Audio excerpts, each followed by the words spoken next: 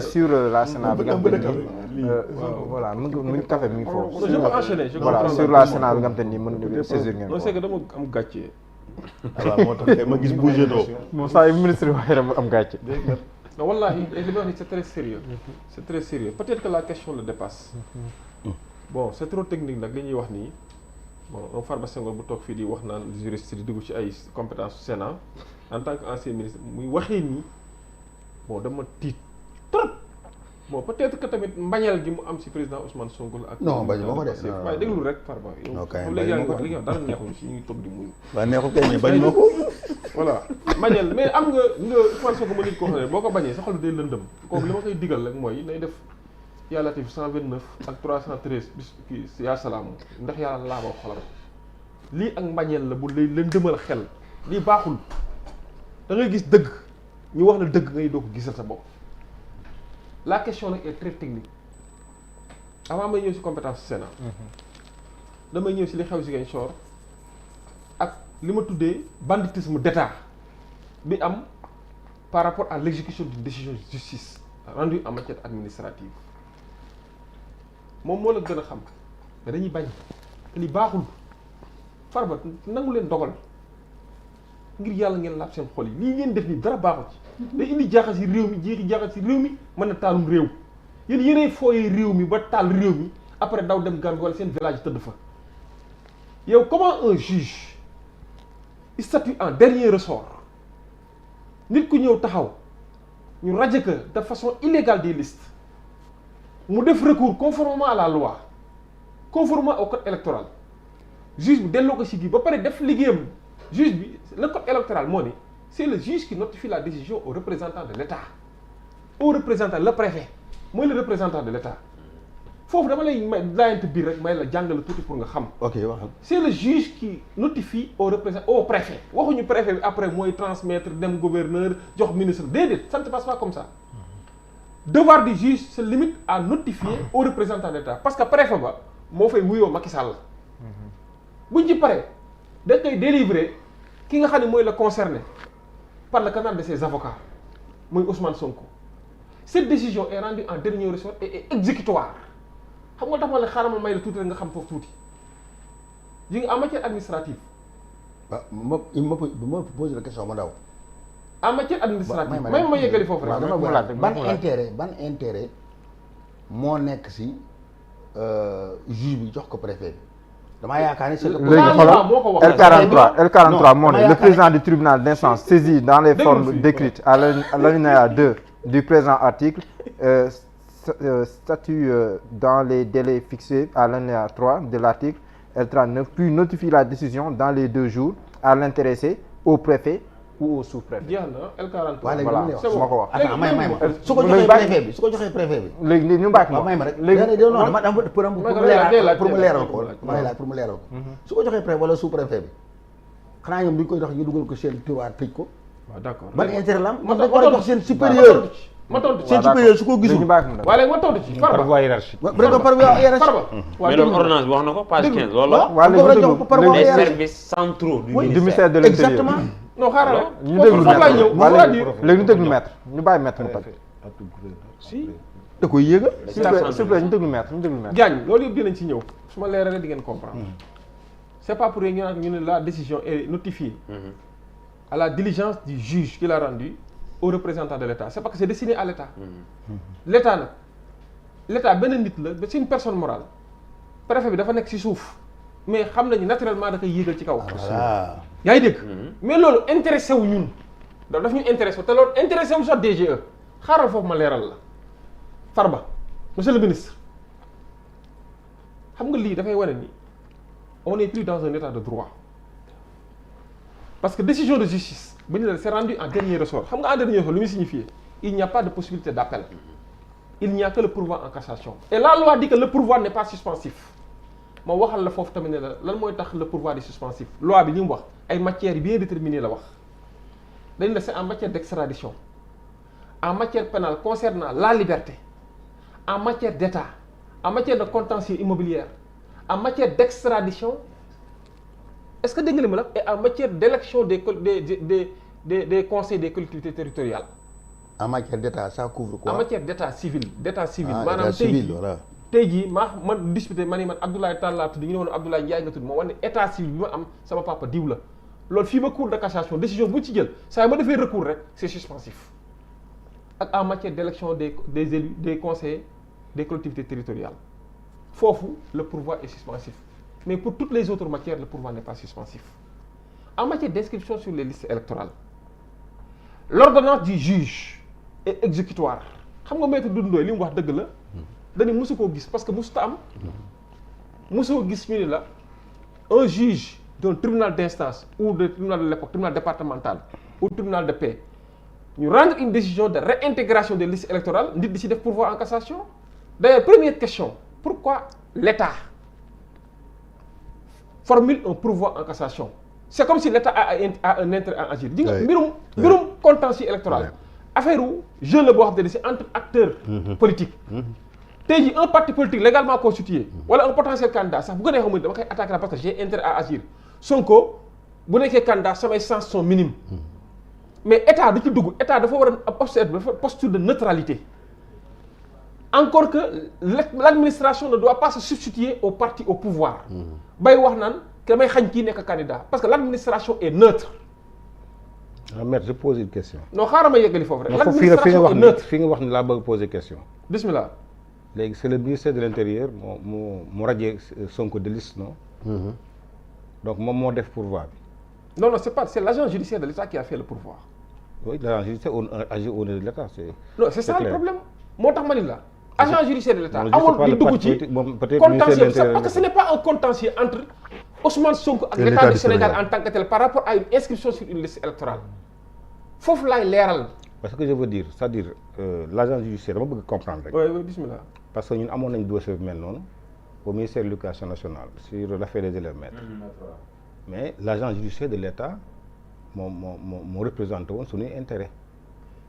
Dans tout procès c'est l'agent judiciaire de l'État qui représente l'État. bu ko neexee nag mu jël ay avocats. agent judiciaire de l'État moo tax ñu tuddee agent judiciaire de l'État mooy représenter l'État dans tous les contentieux aussi bien administratif pénal civil commercial c'est l'agent judiciaire qui représente. waaye li tax ma laaj ko. mooy da nga wax xaaral dama am fu ma laaj ko. mooy da bon je veux comprendre. waaw si. xam nga da nga wax ni. je comprends bien la question. voilà c'est-à-dire. comprendre na nga ni l'agent est habilité à le faire. non ce que je veux dire ci bi ma comprendre ce développement tout à l'heure dafa mel ci sa wax dafa mel ni donc c'est l'agent judiciaire day représenter des partis politiques. non de représenter parti politique. non ci li ma non ma leeral boobu. ma leeral dama ni mbirum diw dafa war a nekk candidat wala diw warta nekk candidat loolu jeu boobu bu doon bay am contentieux boobu ça devait opposer des acteurs politiques parce que dafa am ce qu'on appelle en droit ce qu'on appelle l'intérêt à agir kan moo am intérêt à agir maanaam lii bu jeexee ma xañ ko kii kan moo si am intérêt. moo siy jëriñu. loolu ça devait être un jeu qui oppose des candidats de potentiels candidats mais pas l'administration en tant que telle. mais l'État est le garant du bon fonctionnement de l'administration. léegi kay mu wax la nag foofu la état banditisme d'État fan la ñëwee. du bon fonctionnement dama ni agent judiciaire de l'État par élégance républicaine soxla woon di dugg ci jeu bi parce que c'est pas une question d'État c'est une question d'inscription amu ci benn intérêt et l'État en tant que tel je ne parle pas de mais fonctionnement yi je ne parle pas du procédure yi loolu état moo war a garantir ñu déglu maître am solo ñu déglu maître fi mu bëgg wax mooy ñu déglu maître waay loolu dama ni la opposé wul Ousmane Sonko en tant que citoyen à l'État du Sénégal en tant que tel état parce que intérêt bi du ñaar ñoonu état bi Ousmane bis Abdou Diouf nekkoon na fi dem na état ba nga fi continuer di nekk Abdoulaye Wade jóge na fi ak ñoom Farba Senghor état ba nga fi continuer di nekk Macky Sall dafay jóge état bi dafay continuer di nekk dama ne la warta nekk un combat ne serait-ce que par élégance républicaine warta opposer Ousmane Sonko ne sur une simple inscription sur une liste électorale ñu ne ko sa droit la da nga war a dugg parce que conditions yi ñu la rajee dañoo violer ses droits ces conditions sont non avenues am na droit nag def ko mais da ab du élégance républicaine parce que amuñu ci intérêt à agir loolu laa bëgg nga comprendre que ma ne la dafa waroon nekk loo xamante ni nii dama lay fàttali élection locale yi et ça xam nga il est arrivé un candidat à une élection locale soit attaqué devant la cour d'appel par un autre candidat parce que ko dafa am intérêt à agir et ça xam nga am na ay mandataires le mandataire peut attaquer s'il considère que un candidat est inéligible am ay raisons mën na attaquer sa candidat devant la cour d'appel andi ay raisons effectivement ñu déclaré que inéligible. loolu sax amoon na. effectivement amoon na par exemple. mais Issa Sall mais waxuma la sax mandataire. waxuma sax mandataire de. un électeur même de la collectivité. peut attaquer un candidat. du fait de son inéligibilité. c'est ça loolu daloo damay laaj xam nga loolu entre acteurs. non politique la attends c'est ça le jeu électoral c'est ça la concurrence électorale. damay poser benn question rek xam nga yow avocat nga ñaar di mën nañ jàppante ñu dem portante plainte kenn ki ñu waxtaan ñu baal action publique bi ki ko yore man de man bàyyiwuma ko damay poursuivre. ça n'a rien à voir action publique ngay wax loolu c'est mais c'est la même chose ça n'a rien à voir quoi on est parce que arrangé wu la loolu benn la ñaareel ba mooy une décision est rendue toutes les formalités ont été accomplies aussi bien par le juge et par la partie adverse maanaam le camp de Ousmane Sonko. La loi dit que la décision est exécutoire yow nga ñëw si taafantaloo ni l'État entend exercer un recours jamono jooju non seulement le recours n'est pas suspensif mais doo taxaw ne du ma ko appliquer parce que l'État entend exercer son droit de recours devant la Cour suprême c'est-à-dire formuler un pourvoi en cassation maanaam dafa goo recours te yaakaar naa barki démb lañ koy doog a barki démb mercredi jamono ji DGE di def communiqué dañoo envisager raison pour laquelle duñu la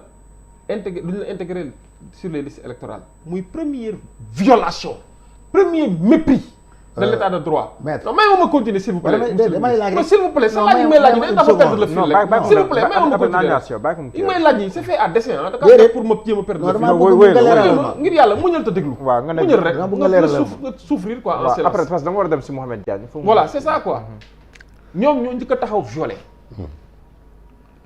intellectuels yi nga xam ne ànduñoo parce que bari na ñëw taxaw nañu wax même des professeurs des universitaires génn nañu wax des professeurs agrégés mais il y a des avocats ñoom maître Mame Adama les professeurs agrégés ñeneen léegi nag may ñu s'il vous plaît ñoom ñooy atte de waaw may ñu waaw ba tey atte wuñu waaw may ñu non léegi s'il vous plaît ñu bàyyi léegi bañal nañ loo jàng ba ne ar bañal nañ pouvoir moom c'est le juge qui est assis moom rek moo ko mën a merci beaucoup waaw d'accord bañal nañ Ousmane Sonko loo xam ne ni yoon moo ko may mais ñun tamit te toog ñu di nelaw dañoo jàng avocats yi dem nañ saisir la Sénat te foofu laa lay wax ne la Sénat même peut se substituer à l'administration absolument foofu tamit ma dolli la en tant que ancien ministre de la République maanaam Sénat mën na joxe fiche waaw kay dama lay non seulement mën na joxe fiche dama lay jox ay textes ay dispositions textuelles waaw loo xam mu ngi ci biir code électoral article L6 alinéa 2 moo ñëw si prérogative Sénat foofu da ngeen may rek afin que nul n'en ignore mu ni en cas de non-respect des dispositions législatives et réglementaires relatives aux élections ou référendums par une autorité administrative, virgule, la Sénat, après une mise en demeure, peut prendre des décisions immédiatement exécutoires d'injonction. déglul da ngay déglu dama pareeguma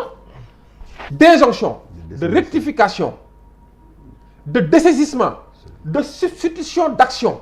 dans le cadre des opérations électorales et référendaires, nonobstant son pouvoir même de saisir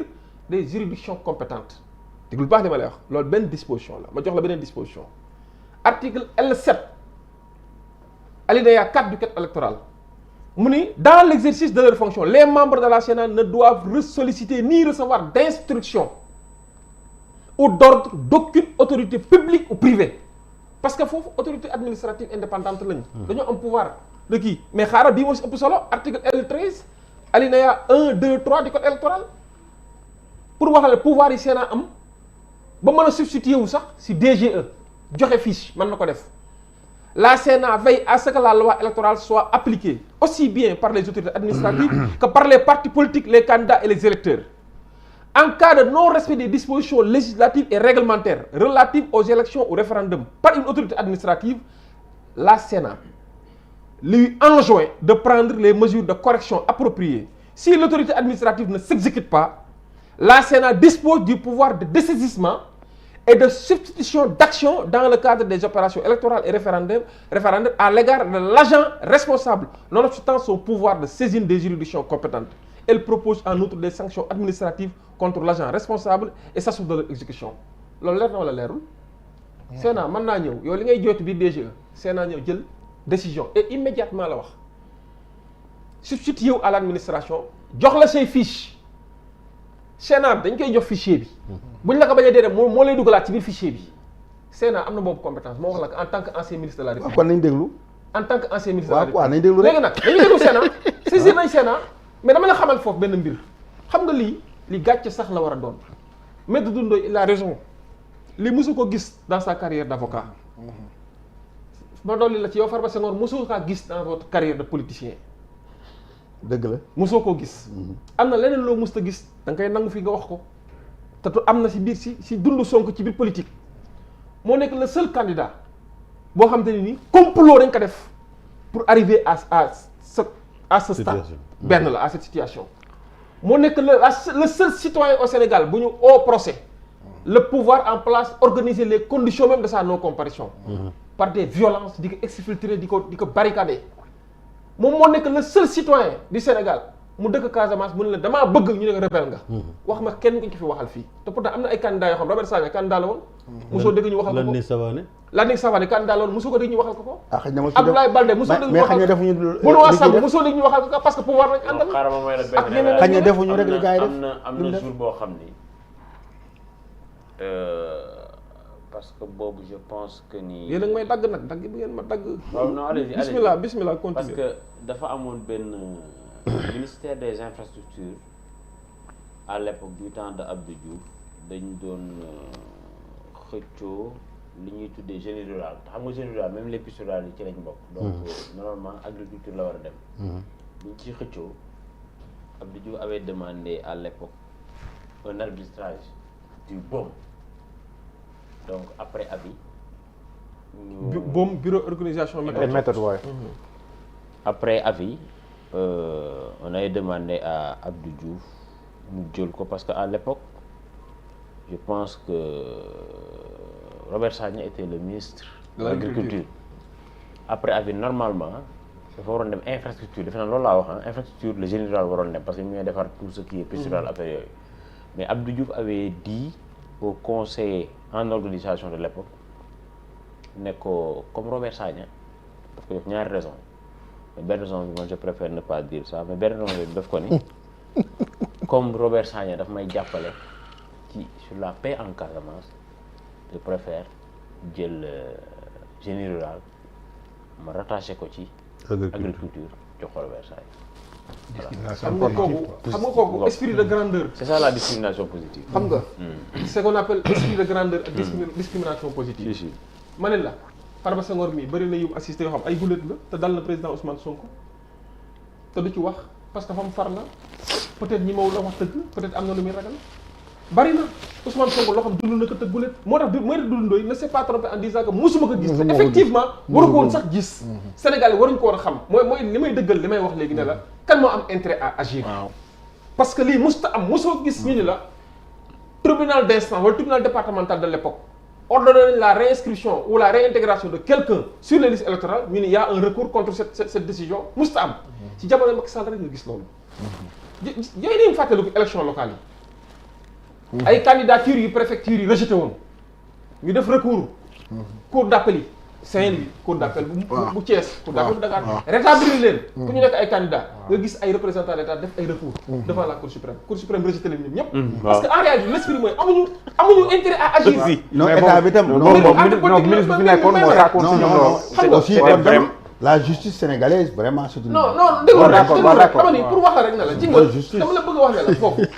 dafa am ce qu'on appelle l'élégance républicaine ji nga politique ay gentleman ñoo ko mën a séex parce que lu ci bëri ay tradition la non déglu rek mais genre Farba gi xam nga yow bëgg mën a merloo genre Farba gi non mënoo maa merloo non Farba yow téye moo ne Farba mënoo maa merloo xaaral rek non sa waay la non sa waay la dama la wax 2011 ba nga nekk ministre la nga fi def lépp non sa waay la non sa waay la non monsieur Senghor sa waay la mën a def bàllaa gi yàlla toppeetu la dara sa waay dama expliquer man sa waay lu nekk ma continuer non moom sa waay la non moom sa waay nekk la la yekk magistrat yi te dañ ko bàyyi mu tëdd waaw man naa continuer jarul ngay wax yooyu man naa continuer yekk na fi lu nekk magistrat yi mais dañ ko dañ ko tëral yekkul loolu magistrat yi de yow na magistrat nga jàkkaarloo yow tu nous avais traité de terroriste nga ne yow tu nous avais traité de terroriste et de violeur terroriste mooy lan dans quelles circonstances kenn jugé gu ko 2007 suñu grève bi waxoon na ñun ay terroriste lañu 2007 waaw suñu grève ba woon li ma doon juñu sànq mooy bi gars yi demee Bakel ma fàttali la mais Farba nit ñi sax bañ koo tudd. mais ne sont pas amnésiques. c'est-à-dire que li ñu deful. lii lu ne lañ fi def. li ñu deful. lu ne lañ fi def te jiiñu ñu leen terrorisme moom def na ko te kenn jiiñu ko terrorisme moom Farba Senghor bi toog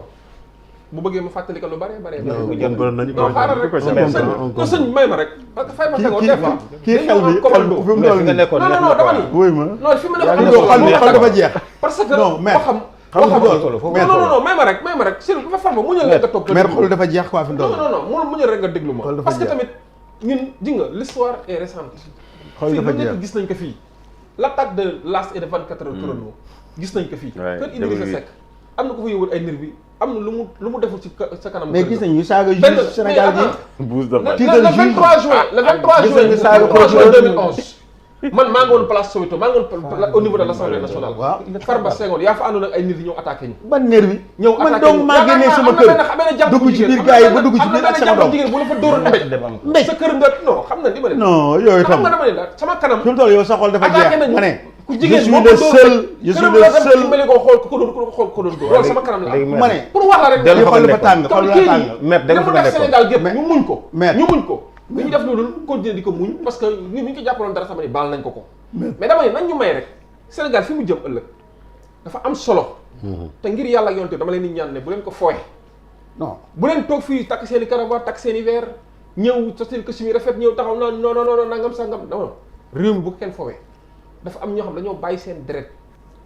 am na ñoo xam dañoo xañ seen dund seen njaboot ñenn ñi dañoo ñàkk seen patrimoine sacrifice yëpp dañ ko def ba ci Ablaye Wade mi nga xam ne def na sacrifice yëpp pour Sénégal am le peu de démocratie bi ñuy dund recul démocratique bi ku mu alerté wul non dama ni recul démocratique bi am ku mu alerté wul alarmé wu la terrifié wu la horrifié wu la war nga xoolaat sa bopp si boo nee yow mii mën ngaa représenter Sénégal ci anam bii wala ci anam baax d'accord dama ne li ma la wax ni dafa am solo trop d'accord jàmmi réew mi da cee aju naataangi réew mi da cee aju parce que yu bari da cee feeñ sànq rek si rajo ba may ñëw maa ngi dégg ñu naan pourtant Sénégal fële sa jogo xaw ma sa face booy am na suuf soo xam ne moom la ñuy defaree verre yi ngay gis nii mooy glace yi musuma ko xam Sénégal musuma xam ne am na uranium dégg naa Saraya gi am na uranium bu ñu ko fowee d'accord dafa am solo ci réew mi d'accord nañu bàyyi si affaire u tappale di def lu leen neex jaay doole ñu si violer la loi ba état de droit bi ñëpp ñi nga xam ne ils sont soucieux de l'état de droit ñëpp a ngi alerté wu di yuuxu di crier gare parce que c'est li nga état de droit bu amul ci réew Farba jaratul ngay dëkk sa kër parce que nit ñi dañ ñëw fekk la sa biir kër def la naka sulul noonu fi ngay yaakaar ni foofu ngay dem pour mën ko joytu foofu noonu dafa naxas dafa nësëx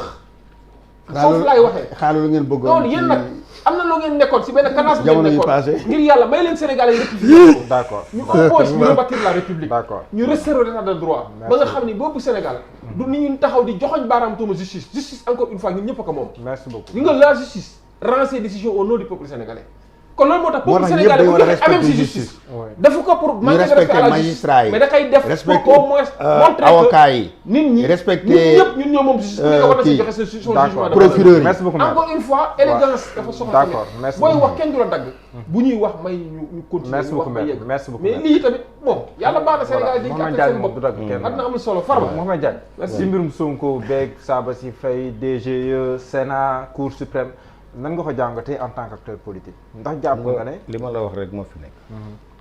boo gisee